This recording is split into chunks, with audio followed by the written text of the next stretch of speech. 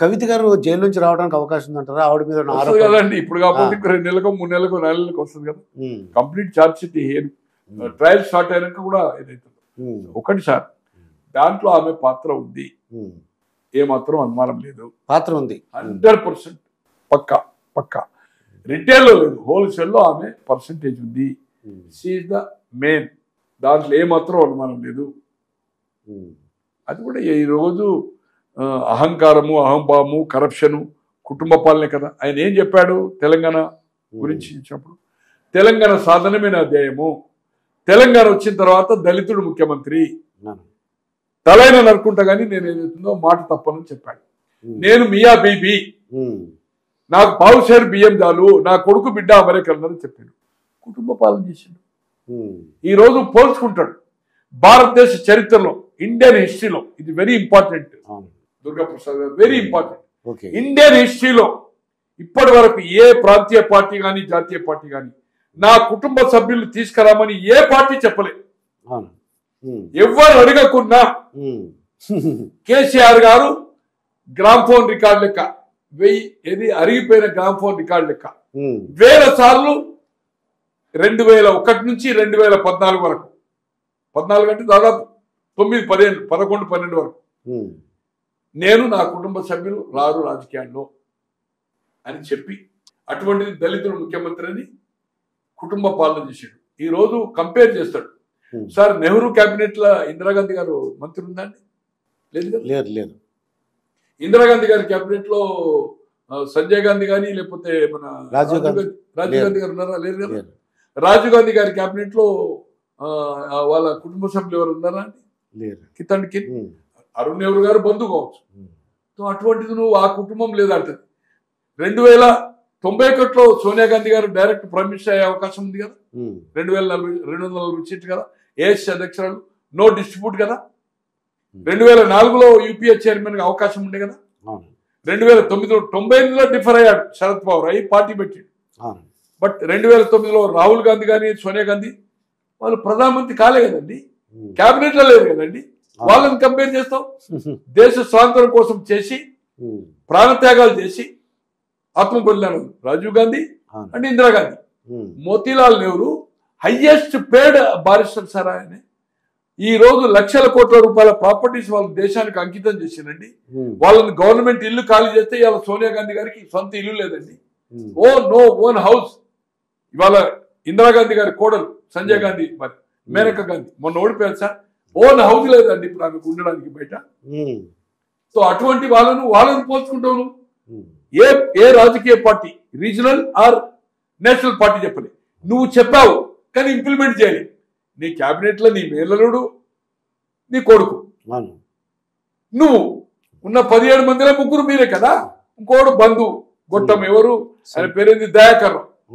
అయ్యవ్వకు ఉంటేది ఉంటే నేను ఆ పార్టీలో చేరాలని మాత్రం తీసుకున్నాను. తర్వాత తీసుకున్నాడు అనుకోండి, మొదలు తీసుకోలేదు.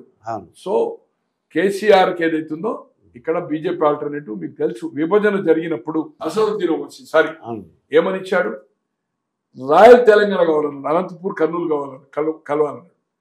వన్స్ తెలంగాణ జరిగితే తెలంగాణ వ్యతిరేకించాడు. తెలంగాణ అనేది విభజన జరిగితే బీజేపీ బలపడుతుందని చెప్పాడు.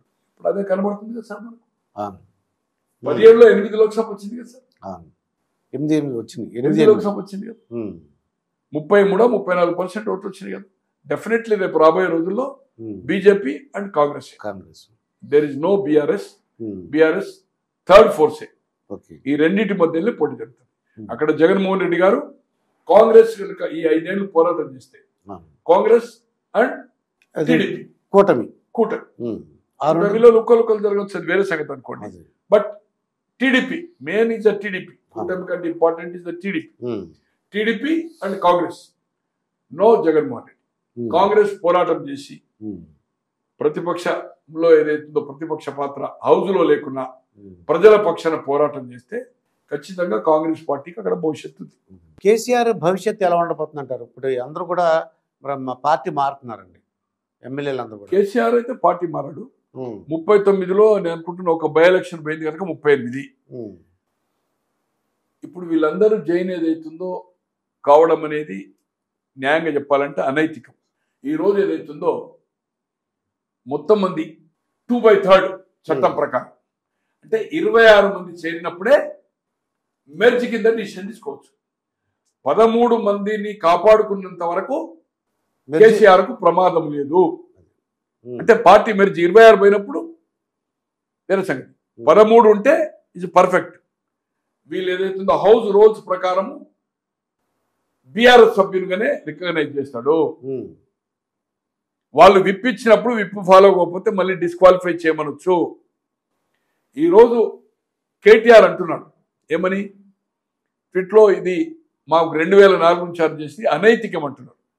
2004 నుంచి 6 ఆయన ఇక్కడ ఈ భారతదేశంలో లేదు. 26 మంది గెలిచారు సార్ 2004లో. గెలిచిన తర్వాత డిస్క్వాలిఫై చేయమని ఎప్పుడు ఇచ్చారు? 10 మందిని. జ్ఞానేశ్వర్ అని ఎమ్మెల్సీ రివైవ్ అయింది 84 తర్వాత, 85 తర్వాత ఎమ్మెల్సీలు ఎప్పుడైనా 2007లో. దాదాపు 16-23 సంవత్సరాలు కౌన్సిల్ లేదు ఇక్కడ. రాజశేఖర రెడ్డి గారు వచ్చిన తర్వాత 89లో తీర్మానమైన కాలేజ్ చెన్నారెడ్డి గారి పీరియడ్లో రాజశేఖర రెడ్డి గారు యూపీఏ ప్రభుత్వం వచ్చిన తర్వాత తను మేనిఫెస్టోలు పెట్టి పట్టుబట్టి చేయించాడు. ఈ 10 మంది డిఫర్ అయ్యి టిఆర్ఎస్ తో జ్ఞానేశ్వర్ ముదిరాజుకు సంతకాలు పెట్టారు. అప్పుడు టిఆర్ఎస్ పార్టీ మా విప్పుని ధిక్కరించి 10 మంది ఏదైతుందో కౌన్సిల్ సంతకం పెట్టారు. వాళ్ళకు ఓట్లు వేసిన డిస్క్వాలిఫై చేయమని పెట్టారు. సురేష్ రెడ్డి గారు స్పీకర్.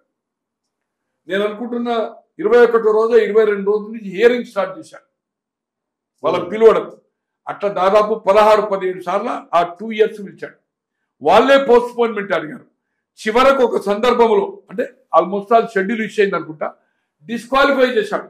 కొందరు వచ్చి రాజీనామా చేశారు. కానీ ఎప్పుడు వాళ్ళను రాజశేఖర రెడ్డి గారు పార్టీలో చేర్చుకోలేదు. Congress legislative party meeting attend కాలేదు. గాంధీ భవన్ పెట్టక్కలి కండువా కప్పుకొని మేము అభివృద్ధి కోసము నియోజకవర్గం కోసము కాంగ్రెస్ పార్టీకి మద్దతు చేస్తున్నానని ఏ ఒక్క రోజు పత్రికా ముఖంగా కానీ టీవీ ముఖంగా చెప్పలేదు. ఇది కఠోర నిజము. ఇది అంత రికార్డ్స్. 2004 నుంచి 6 మీరు కంప్లైంట్ చేయలే. 2007లో కౌన్సిల్లో ఓటింగ్ కు 10 మంది సంతకాలు పెట్టినందుకు డిస్క్వాలిఫై చేయమన్నారు. దాన్ని స్పీకర్ ఈ సురేష్ రెడ్డి నీ పార్టీలో ఉన్నాడు బీఆర్ఎస్ లో తెలుసుకో, ప్రొసీడింగ్ తెలుసుకో కేటీఆర్. అదే నువ్వు 2014లో 21 లోకసభ గెలిచి 21 అసెంబ్లీ గెలిచింది.